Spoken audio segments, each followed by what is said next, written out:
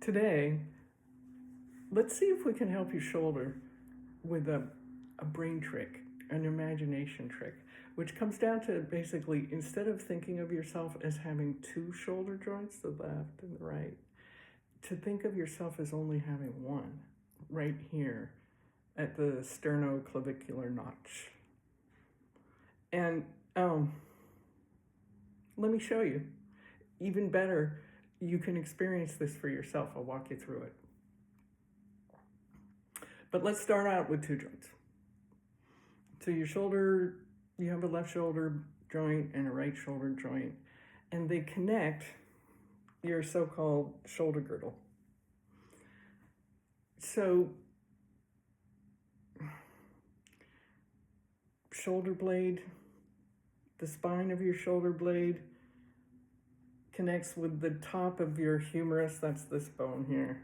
It's just the head of your humerus kind of associating with the shoulder blade.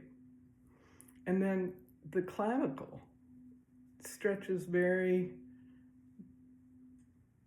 beautifully from, again, more of a snug up against kind of joint than a locking kind of joint, from this part of the clavicle to the sternoclavicular joint. And then if you go from the other side, shoulder blade, head of the humerus, clavicle, and here. So it's just a big C, the shoulder girdle. It doesn't even go all the way around. Now, with that in mind, with those body parts in mind, just wiggle. And you don't have to wiggle like me. It's a silly movement. I'm not an expert wiggler. I just wiggle my own way. You wiggle your way.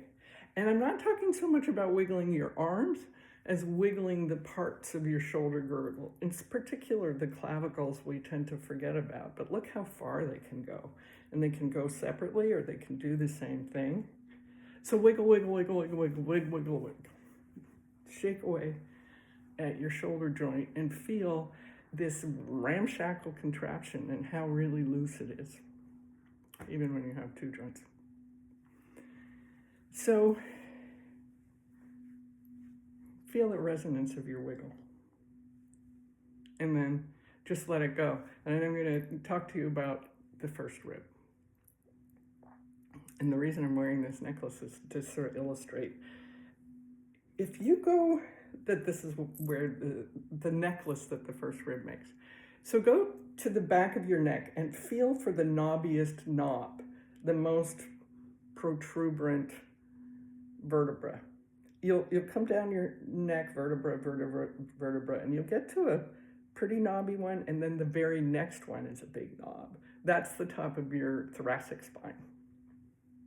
And that thoracic just means it's got a rib attached. So now feel that first rib, or pretend you can feel it, and imagine it coming around, and it comes right here.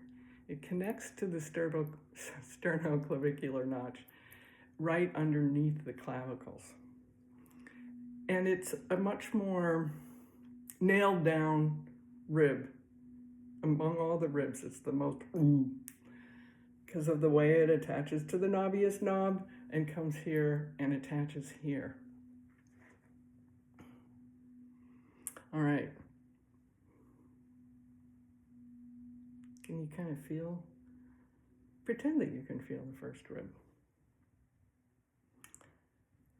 And then notice how loose everything else is around it. And that then brings us to the idea that this is the shoulder joint, just the one. And everything else slides around with respect to it. So now go back to the wiggle.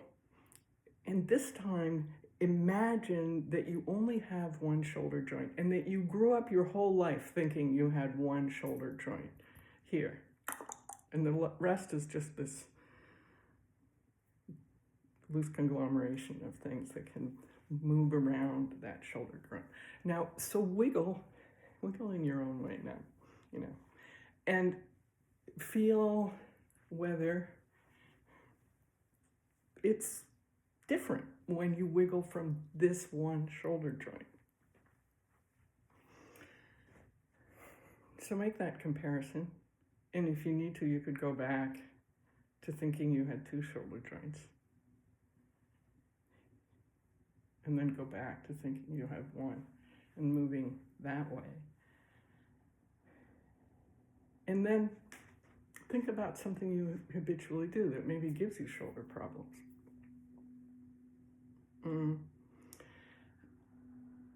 And just in your imagination, do that. Do the tennis serve, or the cross-country ski pole use, or the kayak paddle, or the reach for the cup on the top shelf, or whatever it is, in your imagination. Yeah, you can do it for real if you want, if you do it small and don't hurt yourself. But just doing it in your imagination is enough. So reach for the cup as though you had one shoulder joint. And then reach for the cup as though you had two. And see, is it different? And now, forget about all that. And go and just do the wiggle again like you did in the beginning, when you could have however many shoulder joints you wanted. Because the truth is, there's not a better or worse way to think about your shoulder joints. It's just interesting to mess with it a little bit. Is it different? Do you feel easier? Are you more elegant? Is it more pleasurable? If it is, you should take some more of my classes, because we do a lot of this stuff. Also, if you click on the button down there, you can have a one-on-one 20-minute Zoom lesson with me. I'd love to see you.